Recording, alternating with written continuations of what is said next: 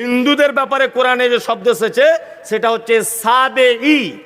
সাবেঈ তাদেরকে বলা হয় যারা বহু দেবদেবীর পূজা করে এবং এক একজনের আলাদা আলাদা ক্ষমতা আছে বলে মনে করে, এক আল্লাহকে এক বলে মানে, কিন্তু আল্লাহ যে সর্বশক্তিমান এইটাকে অস্বীকার করে। এরা হচ্ছে সাবেঈ। বর্তমান হিন্দু ভাইদের যেটা অবস্থা, বর্তমান হিন্দু ভাইদের এই অবস্থা, এরা হচ্ছে সাবেঈ, এরা মুশরিক নয়। যদি বলছেন এটা আবার কেমন নতুন জিনিস শুনলাম, জি হ্যাঁ, আপনি নতুনই শুনেছেন, ধরে নিতে পারেন, তবে আপনি আমার কথা কেটে দিবেন না। এই সোশ্যাল মিডিয়াতে বক্তব্যটা রাখছি, নিশ্চয় আমি পড়াশুনো করে চিন্তা ভাবনা করে তবে বলছি, তার আগে কিন্তু আমি বলিনি। তার বলতে গিয়ে আমার কিছু মিস হতে পারে, কারণ আমি মানুষ, আমার কিছু মিস হতে পারে, আমি মানুষ। একটা কথা বলতে গেলে মিস হতেই পারে, আমি মানুষ, এটা আপনি ধরে নিতে পারেন। এরা হচ্ছে কি সাবেঈ। কি বললাম? সাবেঈ। হিন্দু ভাইরা দেখবেন, আমি ওদের ধর্মকে ছোট করছি না, আল্লাহর কসম ওই উদ্দেশ্য আমার নেই। দেখবেন যে ওরা যারা লোহা টোহার ব্যবসা করে, গ্যারেজ ট্যারেজের মালিক, এরা দেখবেন বছরে একবার একটা পুজো করে। কি পুজো? বিশ্বকর্মা পুজো, তাই না? তার মানে এটা ওরা জানে বা বোঝে যে বিশ্বকর্মই ব্যবসার লস লাভের ব্যাপারটা দেখাশোনা করে। ভালো করে বুঝবেন। হ্যাঁ, গণেশ আছে। আরো দেখবেন ওরা পুকুরে স্নান করতে গিয়ে সূর্যের সামনে এরকম ভাবে হাত জোর করে, করে না? করে। কারণ হিন্দু ভাইদের একটা দাবি হচ্ছে চূড়ান্ত পর্যায়ের এটা, যে পৃথিবীতে যত নারী পুরুষের আগমন ঘটেছে, আগামী দিনে ঘটবে, সমস্ত নারী পুরুষ গঙ্গা দেবীর সন্তান। ভালো করে বুঝবেন। ওই জন্য ওরা গঙ্গাতে স্নান করতে যদি না পারে, অন্তত পুকুরেও স্নান করার সময় সূর্যকে এরকম ভাবে বলে, মা গঙ্গা দেবী, হায়াত মাও তুমি দিতে পারো, আর কিছুদিন বাঁচবো, একটু এক্সট্রা পাওয়ার দিয়ে দাও। মানে এটা ও জানে যে গঙ্গা দেবী বেশি দিন বাঁচাতে পারে, অল্প দিনে মেরে দিতে পারে, এটা ওর দাবি। ভালো করে বুঝবেন। কি বললাম বুঝলেন না? আপনি মহারাষ্ট্রে চলে যান, ওরা একটা কি বেশি পুজো করে? হ্যাঁ, মহারাষ্ট্রের দিকে গণেশ পূজা বেশি করে। হ্যাঁ, মানে গণেশের ওখানে পাওয়ার বেশি। ভালো করে বুঝবেন। আমাদের কলকাতা পশ্চিম বাংলার মানুষ কালী পুজো দুর্গা পুজো বড় করে করে, তার মানে এখানে এদের পাওয়ার বেশি। ভালো করে বুঝবেন। আমি কাউকে ছোট বড় করছি না, আমি বোঝাতে চাইছি হিন্দু ভাইরা হচ্ছে সাবেঈ। একটা হিন্দু লোককে জিজ্ঞাসা করুন যে এটা কি করে হলো, বলছে উপরওয়ালা করেছে তাই হয়েছে। বলে কি? বলে না? বলে। তার মানে আল্লাহ যে একজন আছে, উপরে যে একজন স্রষ্টা আছে, এটা ও জানে। জানে কি জানে না? জানে। তারপরেও এ অনেক দেবদেবীর পূজা করে, এক একজনের আলাদা আলাদা ক্ষমতা আছে বলে এটাও মনে করে, এই জন্য সাবেঈ। চলুন এবার মুশরিক কাদেরকে বলে আপনাকে সহজ ভাষায় বোঝায়। আল্লাহ নবী সাল্লাল্লাহু আলাইহি সাল্লামকে বলা হচ্ছে, নবী আপনি তাদেরকে বলুন আসমান থেকে বৃষ্টি কে বর্ষণ করে? তারা বলবে আল্লাহ। আপনি তাদেরকে বলুন কাবার মালিক কে? তারা বলবে আল্লাহ। আপনি তাদেরকে বলুন সুস্থর মালিককে? তারা বলবে আল্লাহ। আপনি তাদেরকে বলুন রাত এবং দিনের পরিবর্তনের মালিককে? তারা বলবে আল্লাহ। তবে আল্লাহ নবী সাল্লাল্লাহু আলাইহি সাল্লাম জিজ্ঞাসা করেছিলেন, বলো কাবার মালিককে?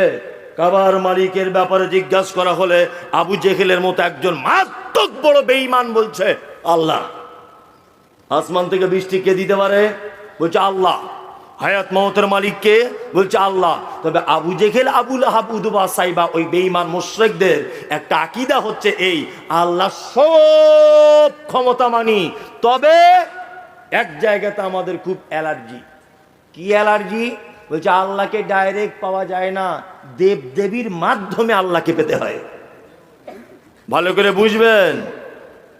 বলুন এবার আপনাকে, আবু জেহেলের এই পদ্ধতি, আবু জেহেলের এই বিশ্বাস, আবু লাহাবের এই বিশ্বাস, উতবার এই বিশ্বাস, সাইবার এই বিশ্বাস, আব্দুল্লাহ ইবনে উবাইয়ের এই বিশ্বাস, মক্কার কুখ্যাত মুশরিকদের এই ঈমান যে আল্লাহকে ডাইরেক্ট পাওয়া যায় না, এই ঠাকুরদের মাধ্যমে আল্লাহকে পেতে হয়।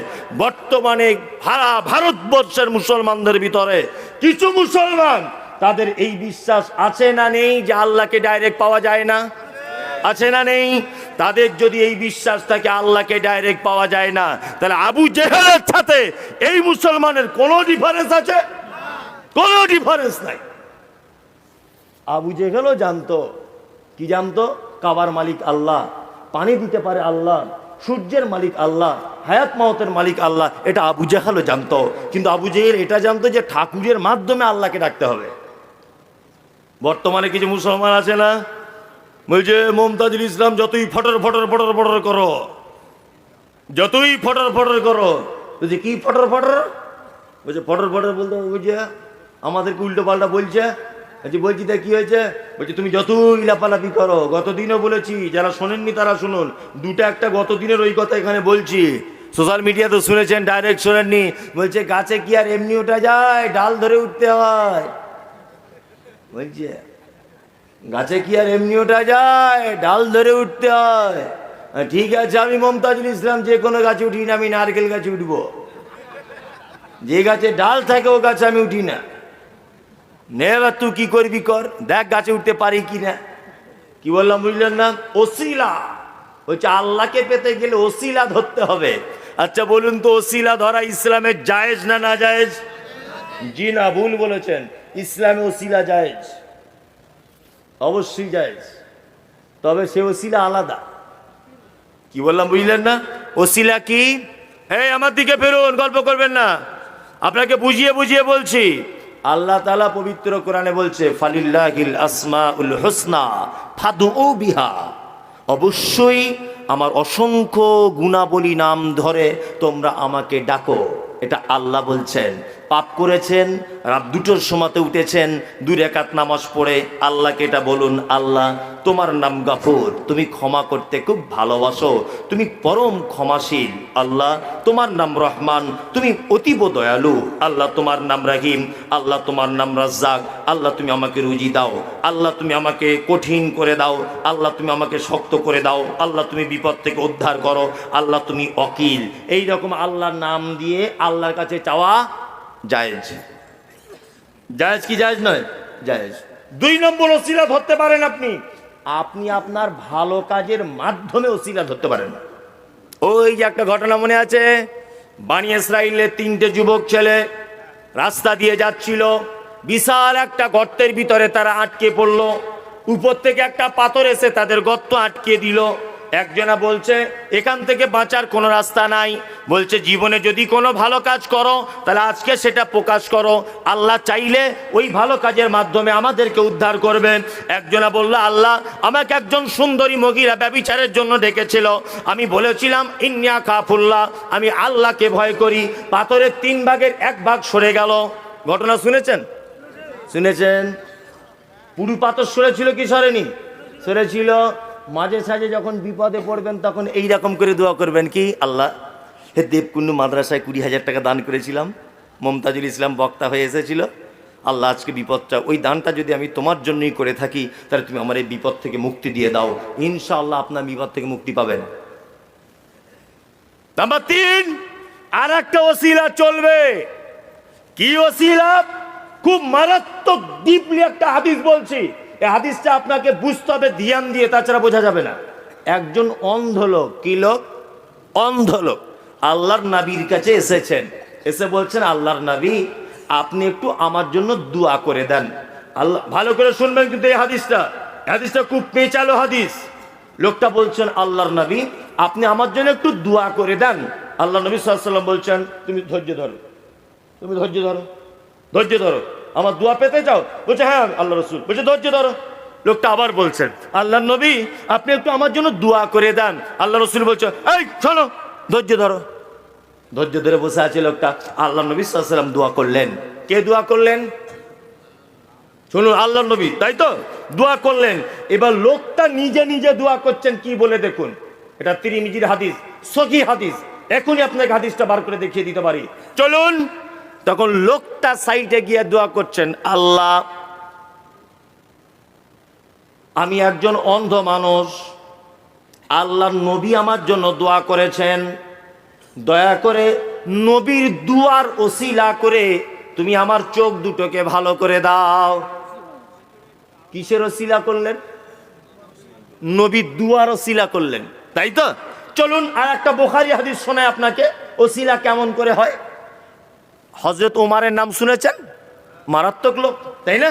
হযরত ওমর মারাত্মক। ওমর মানে খলিফা তখন। খলিফা, মুখ্যমন্ত্রী তখন কে? হযরত ওমর। অনাবৃষ্টি দেখা দিল, অনাবৃষ্টি, বৃষ্টি নেই, মাঠের ফসল শুকিয়ে যাচ্ছে চাষিদের। সব লোক দল বেঁধে হযরত ওমরের কাছে এসে বলছে, ওমর আমিরুল মুমিনিন, আপনি একটু দোয়া করুন যাতে আসমান থেকে বৃষ্টি হয়। আমিরুল মুমিনিন তখন বলছেন যে আগে আল্লাহ নবীর দুয়ার ওসিলা করে আল্লাহ বৃষ্টি দিত, এখন নবী বেঁচে নেই। নবী সব থেকে ভালোবাসতেন আপন চাচা আব্বাসকে, আব্বাসের কাছে যাও। আব্বাস সব থেকে বেশি ভালোবাসতেন আল্লাহর নবীকে। হযরত ওমর বলছেন লোকদেরকে যাও আব্বাসের কাছে যাও, আব্বাস এখনো বেঁচে আছে, নবীর চাচা হিসাবে আল্লাহর দরবারে মনে হয় অনেক সম্মান বেশি, আব্বাসকে গিয়ে বলো দোয়া করতে। হযরত আব্বাসের কাছে যাওয়া হলো, হযরত আব্বাস দোয়া করলেন, আল্লাহ নবীর চাচা আমি এই হিসাবে নয়, মানুষ নবীর চাচা হিসাবে আমাকে বড় ভালোবেসেছে, এই জন্য আমার কাছে এসেছে, দয়াময় মেহেরবানি করে এই বিপদে পড়ে যাওয়া মানুষদেরকে তোমার রহমতের বৃষ্টি দিয়ে ভিজিয়ে দাও। হযরত আব্বাস দোয়া করলেন, অঝরে বৃষ্টি ঝরতে শুরু করে দিল। বলুন সুবুদ্ধি সম্পন্ন মানুষেরা হযরত ওমর কি বলতে পারতেন না যে আব্বাসের কাছে যাবে, আমার কাছে কেন এলে? আল্লাহ নবীর কবর আছে ওই তো সামনেই, আল্লাহ নবীর কবরের কাছে গিয়ে বলো যে আল্লাহ নবী তুমি পানির ব্যবস্থা করে দাও। এটা হযরত ওমর বলতে পারতেন কি পারতেন না? পারতেন। মদিনাতে আল্লাহ নবীর কবর ছিল কি ছিল না? ছিল। তো হযরত ওমর এটা বলতে পারতেন না লোকদেরকে, যাও যাও আল্লাহ নবীর কবরে গিয়ে বলো আল্লাহ নবী কবর থেকে কিছু একটা কাজ করবে? এটা বলতে পারতেন কি পারতেন না? পারতেন। তারপরেও হযরত ওমর বলছেন না, নবী পৃথিবীতে নেই, নবী মারা গেছেন, কোন দুয়ার কোন সুপারিশ কবুল হবে না, যাও নবীর চাচার কাছে যাও। তার মানে নবীর কবরে পর্যন্ত চাওয়ার পারমিশন নাই। তা হুজুরের কাছে পারমিশন এলো কোথা থেকে?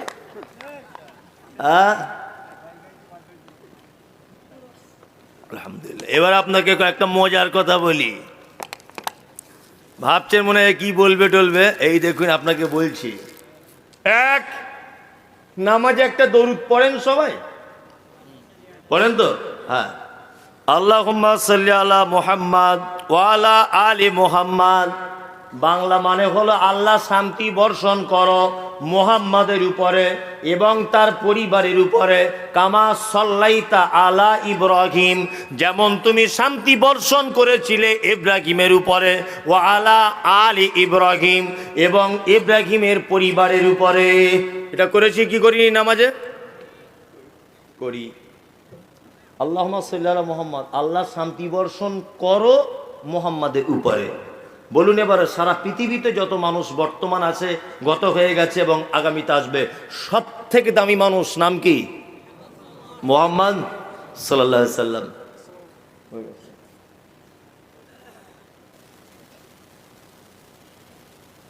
আচ্ছা যাই হোক, তা সব জায়গাতে ভেজাল, বুঝলেন তো? যাই হোক আলহামদুলিল্লাহ। তা কি বলছিলাম, তাহলে পৃথিবীর সব থেকে দামি মানুষ নাম কি? হযরত মুহাম্মদ সাল্লাল্লাহু আলাইহি সাল্লাম। তার নামাজে সলিমুদ্দিন কলিমুদ্দিন সুদখোর মাতাল ও ঈদের নামাজে যায়, ব্যভিচার করে যায়, মদ খেয়ে যায়, জমি ফাঁকি দিয়ে যায়, মহা বড় পাপী। এই লোকটাও নামাজে তাহলে আল্লাহ নবীর জন্য দোয়া করে না নবীর কাছে দোয়া চায়? কোনটা? নবীর জন্য দোয়া করে, তাই তো? নবীর জন্য দোয়া করে। তাহলে এবার বলছি পৃথিবীর সব থেকে দামি মানুষ হযরত মুহাম্মদ সাল্লাল্লাহু আলাইহি সাল্লাম। দুই, তারপরে স্থান সাহাবীদের, তাই তো? সাহাবীদের মধ্যে আবার চারজন সুপারম্যান, আবু বকর, ওমর, উসমান, আলী, তাই না? বলুন আবু বকরের নাম শুনলে কি বলি? রাদিয়াল্লাহু তাআলা আনহু। আল্লাহ তুমি তার উপরে সন্তুষ্ট হও, আল্লাহ তুমি তার উপরে রাজি হও, আল্লাহ তুমি তার উপরে খুশি হও। বাংলা মানে ওমর একই, উসমান একই, আলী একই, আব্দুল্লাহ ইবনে আউফ একই, ইবনে মাসউদ একই, আবু হুরায়রা একই, ইবনে মাসউদ একই। এইখানে আমরা দোয়া করলাম কার জন্যে? উমারের জন্য, যে আল্লাহ উমারের উপরে খুশি হও, তাই তো? এবার আপনাদেরকে বলছি খুব মনোযোগ সহকারে শুনুন। আবু বকর, ওমর, উসমান আর আলী, এটা একটা পাল্লা, এই পাল্লাতে রাখলাম কাকে? আবু বকর, ওমর, উসমান, আলীকে, আর এই পাল্লাতে আমাদের নবী মুহাম্মদ সাল্লাল্লাহু আলাইহি ওয়াসাল্লামকে রাখলাম। ধরে নেন, বলুন তো ইমানের দিক দিয়ে, সম্মানের দিক দিয়ে, মর্যাদার দিক দিয়ে, আল্লাহ তাআলার ইবাদতের দিক দিয়ে কোন পাল্লা ভারী হবে? মুহাম্মদ সাল্লাল্লাহু আলাইহি ওয়াসাল্লামের, তাই তো? চলুন এবার মুহাম্মদ সাল্লাল্লাহু আলাইহি ওয়াসাল্লামকে পাল্লা থেকে নামিয়ে এই জায়গাটায় রাখলাম। ধরে নেন, যুক্তি দিয়ে বলছি, সারা পৃথিবীতে যত পীর সাহেব আছে সব পীর সাহেবকে এই পাল্লায় তুললাম, আর আবু বকর, ওমর, উসমান, আলী চারজনকে এই পাল্লাতে তুললাম। এবার বলুন তো কোন পাল্লাটা ভারী হবে ইমানের দিক দিয়ে? কারণ পীর সাহেবদের সংখ্যা বেশি, তো হবে না? না হবে না। তাহলে আপনারা বেশ ভালো বুঝেছেন। কি বুঝেছেন? যে পীর সাহেবদের তাহলে হালকা হয়ে গেল, আবু বকর, ওমর, উসমানের ভারী হয়ে গেল। আবার প্রথমে ফেরত যাচ্ছি আমি, আবু বকরের জন্য দোয়া করেছিলেন না তার কাছে দোয়া চেয়েছিলেন? কোনটা? দোয়া করেছিলেন। আল্লাহ নবীর জন্য দোয়া করেছিলেন না দোয়া চেয়েছিলেন? করেছিলেন। তাহলে আল্লাহ নবী পৃথিবীর সব থেকে দামি মানুষ, ওনার জন্য যদি দোয়া করা লাগে, তারপরে দামি মানুষ আবু বকর, ওমর, উসমান, ওদের জন্য যদি দোয়া করা লাগে, তাহলে হুজুরের কাছে দোয়া চাইতে যাব কেন? বরং হুজুরের মাজারে গিয়ে বলবো, আল্লাহ হুজুর বড় বিপদে পড়েছে, ওকে তুমি কিয়ামতের দিন রক্ষা করো। ওর কাছে কেন চাইতে যাব? ও কি মোক্তার না উকিল যে বাঁচাতে পারবে? নবী পর্যন্ত দুয়ার মুখাপাক্ষী, প্রত্যেক নামাজে পর্যন্ত শিখিয়ে দিয়ে গেছেন উম্মতকে দোয়া করবে আমার জন্য। তার নবীর জন্য যদি দোয়া করা লাগে, এ কোথাকার জিলাপি হুজুর এ বলে গেল। অনেক জায়গাতে দেখেছি, বলছে মারা গেলে ভিতরে সার্টিফিকেট দেওয়া হচ্ছে। বলছে কোথায় যাবে? বলছে স্বর্গে চলে যাবে। তা মনে মনে বলছি, তোমার হুজুরই তো কিয়ামতের মাঠে নৌকা চালাবে, ও তো নিজেরই ঠিক নাই।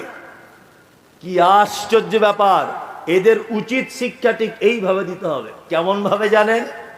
একটা লোক স্বপ্ন দেখেছে রাতের বেলা, তার পীর সাহেবের কাছে ব্যাখ্যা করতে গেছে। খুব ভালো করে শুনবেন। বলছে, পীর সাহেব আমি একটা স্বপ্ন দেখেছি। তা বলছে কি স্বপ্ন?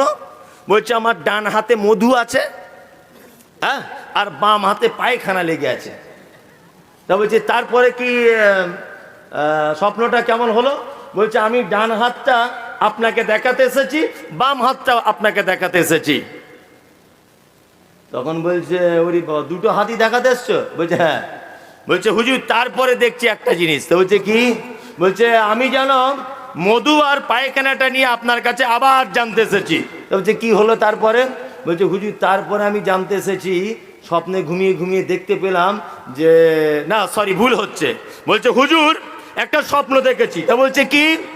বলছে আমার হাতে যেন মধু, এই আপনার হাতে যেন মধু, আর আমার হাতে যেন পায়খানা। ঘটনাটাই বলতে ভুল হচ্ছিল, যে আমার হাতে পায়খানা, আপনার হাতে আছে মধু। তখন পীর সাহেব বলছে, দেখেছো পীরের কত কেরামতি, তুমি পাবলিক বলে তোমার হাতে পায়খানা, আমি পীর ওই জন্য আমার হাতে মধু। বলছে হুজুর স্বপ্ন শেষ হয়নি। বলছে তাহলে এরপরে কি আছে? বলছে তারপরে দেখছি আপনি আমার হাতটা চেটে খাচ্ছেন, আমি আপনার হাতটা চাটছি। কি বলছি বুঝতে পারছেন? হ্যাঁ, মারাত্মক ব্যাপার। মানে ও বলতে চাইছে যে আমার হাতে পায়খানা, আপনার হাতে মধু, স্বপ্ন দেখছি। হুজুর বলছে মধু হবে না, আমি পীর সাহেব আর তুমি সাধারণ লোক, তুমি পেয়ারার ব্যবসা করো, তোমার হাতে মধু হবে? পীরের কেরামতি নাই। ও তখন বলছে হুজুর স্বপ্ন আমার শেষ হয়নি। তা বলছে কি করতে হবে? স্বপ্ন শেষ হয়নি মানে? তারপরে স্বপ্নে দেখছি একটু ঘুম ভাঙানোর পরে আবার ঘুমিয়ে গিয়ে, যে মধু আপনার হাতে ওইটা আমি চাচ্ছি, আর আমার হাতে পায়খানাটা আপনি চাচ্ছেন। মারাত্মক ব্যাপার। এদের উচিত শিক্ষা এইভাবে দিতে হবে, তাছাড়া এই জাতিকে বাঁচানো সম্ভব সম্ভব নয়। মুশরিক এর আকীদা যদি এই হয়, এর চিন্তাধারা যদি এই হয় যে আমার দাদুর মাধ্যম দিয়েই আল্লাহকে পাওয়া যাবে, তাহলে আবু জেহেলের সাথে ওর আর কোনো পার্থক্য নেই। আছে ভালো পাবলিকের মাথা ওয়াশ করে দিয়েছে, বলছে আমরা জলসা করবো, একটা করে ইট আনো আর 100 করে টাকা আনো। ভালো করে বুঝবেন, আরে 100 করে টাকার একটা করে ইট দিয়ে যদি জান্নাত চলে যাওয়া যায়, লোকার নামাজ কালাম পড়ে বলুন? কি আশ্চর্য ব্যাপার! একটা করে ইট আর 100 করে টাকা নে মাথায় হাত বুলিয়ে দিয়ে বলছে তুমি স্বর্গে চলে যাবে। আর এ তো গরু ছাগলের মতো কিছু বুঝে না। এ ভাবছে বাবা বড় জায়গায় দিতে পেরেছি, সাংঘাতিক ব্যাপার। কি আশ্চর্য ব্যাপার! হুজুর যা ব্যাখ্যা করে আপনি অবাক হয়ে যাবেন। যদি বলছেন আপনি গীবত করছেন, আপনি এটা জানেন যে কয়েকটা মানুষের ব্যাপারে গীবত করা যায়? ধর্মীয় নেতা, ধর্মীয় নেতা কি নেতা নয়, অবশ্যই ভুলটা বলে দিতে হবে। গোপ রেখেছে এত বড়, হাসলেও বোঝা যায় না, কাঁদলেও বোঝা যায় না, আবার কালার করে রেখেছে। আর হালকা ফতুয়া পাঞ্জাবি পরে চাইনিজ হুজুর, বুঝলেন তো? কি আশ্চর্য ব্যাপার। আরে পীরে পীরে যদি মারামারি লাগে তাহলে ভক্তরা স্বর্গে না নরকে? হ্যাঁ, একজনা বলছে শিরায় শিরায় ভক্ত, এই রক্ত, আরেকজনা বলছে ভাইজানের ভক্ত, আর ওর নিজের চাচা স্লোগান দিচ্ছে শিরায় শিরায় রক্ত, খেকশিয়ালের ভক্ত। শুনেছেন? মানে ভাই ভাই পীরে পীরে মারামারি। তা খোদায় খোদায় যদি লড়াই হয়, বান্দারা কি করবে? কঠিন ব্যাপার। মুশরিক কাকে বলে এটা আপনাকে বলে দিলাম। যাদের আকীদা এই আছে যে আল্লাহকে ডাইরেক্ট পাওয়া যায় না, মাধ্যম ধরে আল্লাহকে ধরতে হয়, অবশ্যই এরা হচ্ছে মুশরিক। চলুন এবার আপনাদেরকে মোমেন্টটা বলবো, বলে চলে যাব এক। আচ্ছা বলুন তো, ঈমান কটা বিষয়ের উপরে রাখতে হয়? একদম ঠিক, এ মাদ্রাসা মৌলভী সাহেব না? হ্যাঁ, আমি তাই তো ভাবছি যে ও কেন ফটফট করে সব কথা বলে দিচ্ছে। হ্যাঁ, তার মানে পেটে কিছু আছে ওর। আর এমনি যারা বলতে পারছে না, ও গোপাল ভাঁড়ের মতো শুধু মাথা লাগছে। কাল সকালে বলবে আরে মমতাজুল কেমন বক্তা, শালা সাংঘাতিক বক্তা, সাংঘাতিক। ও হাসের মাদানি কি বক্তা, ও হরমুজার কি বললো, সহকাতার কি বলেছে, ফাটাফাটি করে দিয়ে চলে গেছে। একদম পীর মুড়ি সব লুঙ্গি খুলে এক গাছে তুলে দিয়েছে। যদি বলে আরে কি বলেছে ওইটাই তো মনে নেই, তবে দিয়েছে শালা সাংঘাতিক। এটাই আপনার সকালবেলার উত্তর হবে, হবে না? দিয়েছে কিন্তু কঠিন দিয়েছে। আমি আবার আসছি পাশে, নতুন লিঙ্গি কিনেছি আবার খোলার জন্যে, ওখানে নিয়ে আসবো ইনশাল্লাহ। আর আমি বলে দিয়েছি আমি শাবল কুড়ুল দিয়ে কারু ভাঙতে যাব না।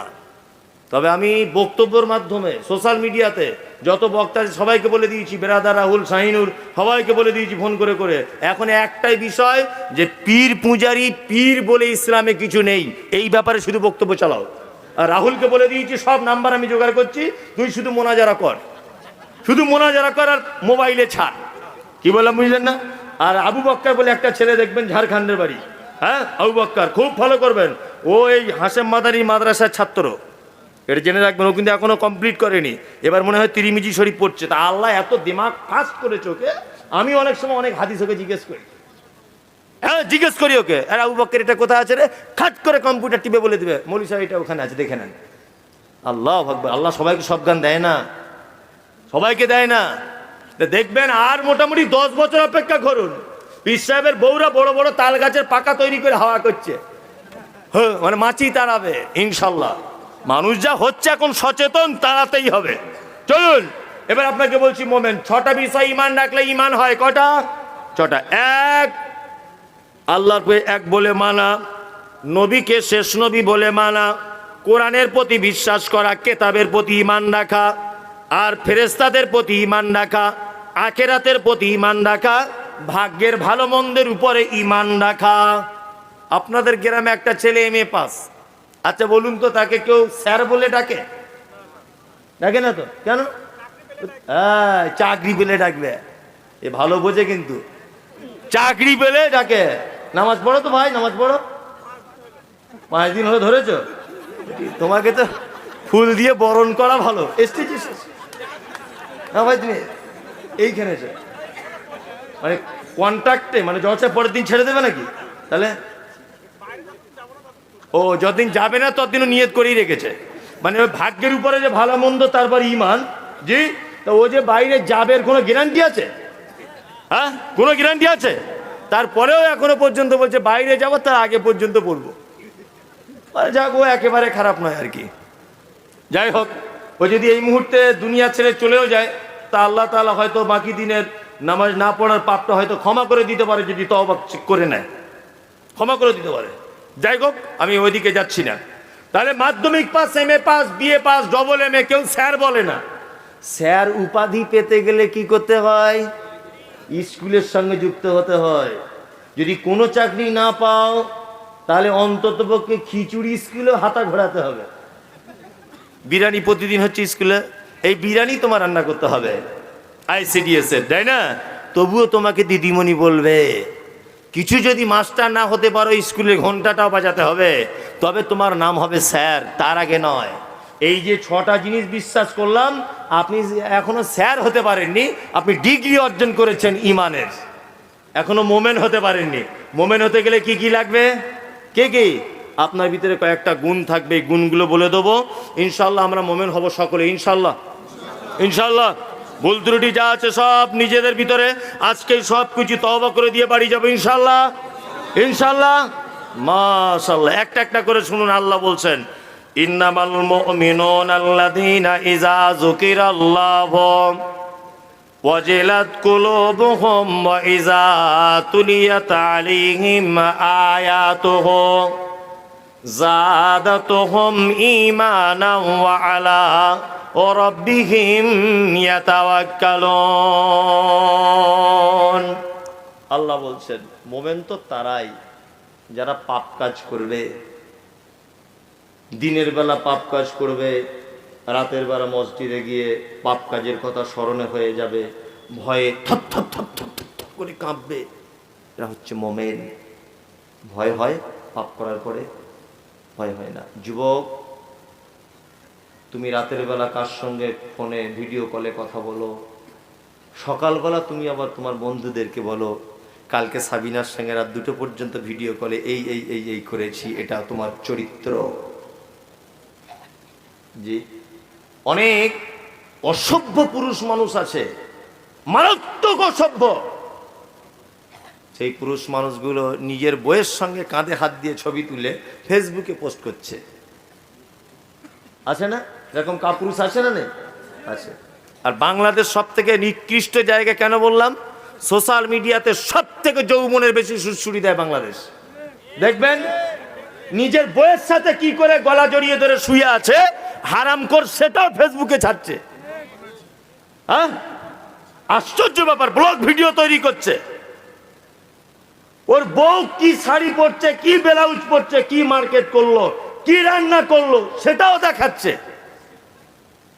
তবে আমাদের ভারত কিন্তু এই দিক দিয়ে অনেক ভালো, এটা আমি বলবো, অনেক ভালো। আছে কিছু অমুসলিম ভাই বোনেরা, মুসলিমদের পাবেন না ভারতবর্ষে।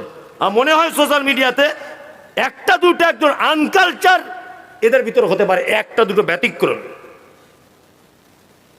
অসভ্য যুবক, তুমি অসভ্য পুরুষ মানুষ, নিজের বইয়ের ছবি তুলে তুমি ফেসবুকে ছেড়ে দিচ্ছ, আশ্চর্য ব্যাপার। অথচ এটা পাপ, তুমি নিজেও করছো স্ত্রীকে দেখিয়ে, অথচ তুমি সেটা একবার অনুতপ্ত হলে না যে আমি পাপ কাজ করলাম, আমার ভুল হয়েছে, আল্লাহর কাছে ক্ষমা চেয়ে নিই। আল্লাহ বলছে মোমেনের প্রথম নম্বর গুণ হচ্ছে, ওরা হচ্ছে মোমেন। কারা তারা? যারা পাপ কাজ করবে তারপরে পরেই আল্লাহর ভয়ে থর থর থর থর করে কাঁপবে, এরা হচ্ছে মোমেন। মারাত্মক একটা হাদিস বলছে, বা শুনে নেন। একজন মহিলা আল্লাহ নবী সাল্লাল্লাহু আলাইহি ওয়াসাল্লামের কাছে এসেছেন, এসে বলছেন, আল্লাহর নবী, আমি ব্যভিচার করেছি। আল্লাহ রাসূল বলছেন, ব্যভিচার করেছো, তার প্রমাণ কি? বলছে, এই দেখুন আমার পেটে বাচ্চা চলে এসেছে আল্লাহ রাসূল। মহিলা তখন বলছেন, আল্লাহ রাসূল, পেটে বাচ্চা, এখানে আর লুকানোর জায়গা আছে? কোনো জায়গা নেই। বিশ্ব নবী বলছেন, মহিলা কি করতে হবে বলো? বলছে, আল্লাহর নবী, আপনি আমাকে রজম করে দেন, অর্থাৎ কোমর পর্যন্ত পুঁতে আপনি আমাকে ইট পাথর মেরে ঢেল মেরে মেরে দেন। বিশ্বনবী বলছেন, মহিলা তুমি তো অপরাধ করেছো, পেটের বাচ্চা তো করেনি, এক কাজ করো, বাড়ি চলে যাও, বাড়ি চলে যাও। বাড়িতে যাওয়ার পরে তুমি তোমার বাচ্চা জন্ম দাও, পর্যাপ্ত পরিমাণে যতদিন দুধ পান করবে ততদিন দুধ পান করাও, এবং রুটি খেতে শিখবে। এরকম একটা বয়সে এলে অবশ্যই আমার কাছে তুমি আনবে, তোমার সাজা দিয়ে দেব। বিশ্বনবী বসে আছেন, মহিলাটি অনেক দিন পরে তার বাচ্চা ছেলের হাতে একটা রুটি দিয়ে আল্লাহর নবীর কাছে এসে বলছেন, আল্লাহর নবী, আপনি কি আমাকে ভুলে গেছেন? আমি সেই মহিলা যাকে আপনি আমার কাছ থেকে, আপনার কাছ থেকে ফেরত দিয়েছিলেন। বিশ্বনবী বলছেন, বুঝতে পেরে গেছি, বুঝতে পেরেছি। তবে তোমার এটা জানা আছে যে বাচ্চাটা ছেড়ে তোমাকে এখনই চলে যেতে হবে? বলছে, আল্লাহর নবী, জানি। পৃথিবীর কাকে সব থেকে বেশি ভালোবাসো? বাচ্চাকেই ভালোবাসি। কিন্তু আল্লাহ রাসূল, আপনি বলেছেন কিয়ামতের মাঠে যদি কোনো মানুষকে একদিন যদি দাঁড়িয়ে থাকতে বলা হয়, দিনটা হবে 50,000 বছরের। আল্লাহু আকবার। কোরআনে শব্দ এসেছে ইয়াউমা তারাউনাহা তাযহালু কুল্লু মুরজিআতিন আম্মা আরযাআত ওয়া তাযাউ কুল্লু যাতিন হামলিন হামলাহা ওয়া তারান নাসা সুকারা ওয়া মা হুম বিসুকারা ওয়ালাকিন আযাবুল্লাহি শাদীদ। আল্লাহু আকবার। আল্লাহ কোরআনে বলছেন কিয়ামতের মাঠে পৃথিবীতে একজন নারী সব থেকে তার সন্তানকে বেশি ভালোবাসে। তার সন্তান নিচের দিক দিয়ে এমনিতে পড়ে যাবে, এমনিতে লজ্জাস্থান দিয়ে তার বাচ্চাটা পড়ে যাবে, মা বুঝতে পারবে না বাচ্চা কেমন করে হলো। বাচ্চা মায়ের পায়ের কাছে এসে বলবে, মা একটু দুধ দাও, কলিজা ফেটে যাচ্ছে, দুধ দাও। মা সেদিন তার বাচ্চার দুধ পান করানোটা ভুলে যাবে। আর মানুষগুলোকে দেখতে পাওয়া যাবে মাতালের মতো করে ঘুরছে। অমাহুম বিসুকারা, আল্লাহ বলছে তারা কেউ মদ পান করেনি। ওয়ালাকিন আযাবাল্লাহি শাদীদ, আমার কঠিন আযাবের ভয়ে তারা মাতালের মতো করে ঘুরছে। গোটা কিয়ামতের মাঠ, ইয়া নফসি ইয়া নফসি ইয়া নফসি। আল্লাহ আমার নফসের কি হবে, আমার নফসের কি হবে? ওই দূর থেকে একজন মানুষ শুধু বলবেন ইয়া উম্মতি ইয়া উম্মতি ইয়া উম্মতি। তিনি হচ্ছেন মুহাম্মদ সাল্লাল্লাহু আলাইহি ওয়াসাল্লাম, আল্লাহর নবী। আপনি বলেছেন কিয়ামতের মাঠে যদি একদিন দাঁড়াতে বলা হয় 50,000 বছর, আমাকে যদি জাহান্নামের আগুনে একদিনের জন্য যদি নবী রাখা হয়, সেই দিনটা হবে 50,000 বছরের। নবীজি আমার এই জেনা করার কারণে যদি আমাকে আল্লাহ একদিনের জন্য জাহান্নামে দেয়, 50,000 বছর আমাকে জাহান্নামের আগুনে পুড়তে হবে। তার থেকে নবী আমার কলিজা নিংড়ানো সন্তানকে ফেলে দিয়ে আমি যদি আপনার সাজা যদি গ্রহণ করি, কোরআনের সাজা যদি গ্রহণ করি, অবশ্যই আমি কিয়ামতের মাঠে বাঁচবো কি বাঁচবো না? আল্লাহ নবী বলছেন মহিলা অবশ্যই তুমি বেঁচে যাবে। আল্লাহ নবী বলছেন বাচ্চাটা একজনকে দিয়ে দাও। একজনকে দিয়ে দেওয়া হলো বাচ্চাটাকে। বাচ্চাটাকে কোলে ধরে দাঁড়িয়ে আছে। মহিলাকে নিয়ে যাওয়া হলো ফাঁকা ময়দানে, কোমর পর্যন্ত পুঁতে দেওয়া হলো, ইট পাথর দিয়ে মহিলাটাকে মারতে শুরু করে দেওয়া হলো। আল্লাহ নবীর একজন সাহাবী, নাম হলো তার খালিদ বিন ওয়ালিদ। খালিদ বিন ওয়ালিদ বলছেন এত বড় একটা পাথর নিয়ে আমি এম করে মেরেছি তার মুখে। মহিলাটার মুখ থেকে রক্ত ছিটকিয়েছে, আমার মুখে লেগে গেল। আমি তাকে ভৎসনার সুরে বললাম, হে অপবিত্র মহিলা, হে ব্যভিচারকারিণী মহিলা, এই বদমায়েশ মহিলা, তোমার রক্ত আমার পবিত্র মুখে লেগে গেল। এই বলে যখন গালাগালি করছে, আল্লাহ নবী ঈসা সাল্লাম দরজা খুলে বার হয়ে বলছে, কে তোমরা ভৎসনা করছো বলো? খালিদ বিন ওয়ালিদ বলছেন আল্লাহর নবী আমি।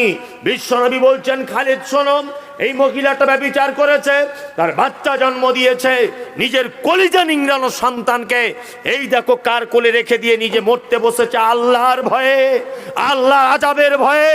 আমি মুহাম্মদ সাল্লাল্লাহু আলাইহি ওয়াসাল্লাম বলছি, এই মহিলাটি যে তওবা করেছে, এই মহিলাটি আল্লাহকে যে ভয় করেছে, এই মহিলাটি আল্লাহর দরবারে যতটা ক্ষমা পেয়েছে, এর ক্ষমাটা যদি, এর ওই অনুতপ্তটা যদি মক্কার একেবারে পাপী মানুষদের মাঝখানে বিলি বন্টন করে দেওয়া হয়, অজস্র পাপী মানুষ যারা কোনোদিন জান্নাতে যাবার চান্স পাবে না, ওই একজনের তওবা করার কারণে তারাও সব ক্ষমা পেয়ে যাবে।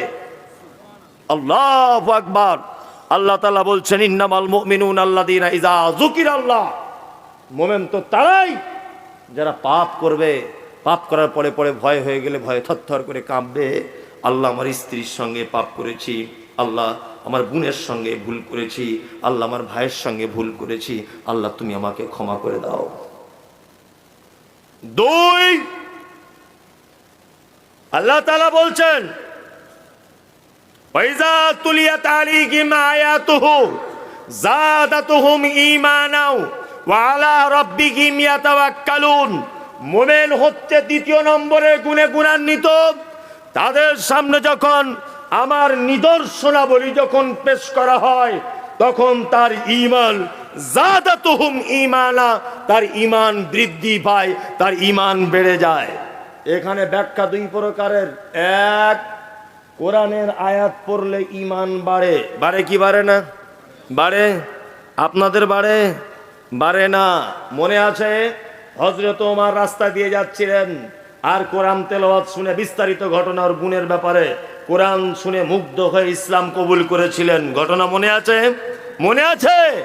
আজও পর্যন্ত এখানে কোন হাজি সাহেব আছেন স্টেজে? কে হাজি সাহেব আছেন?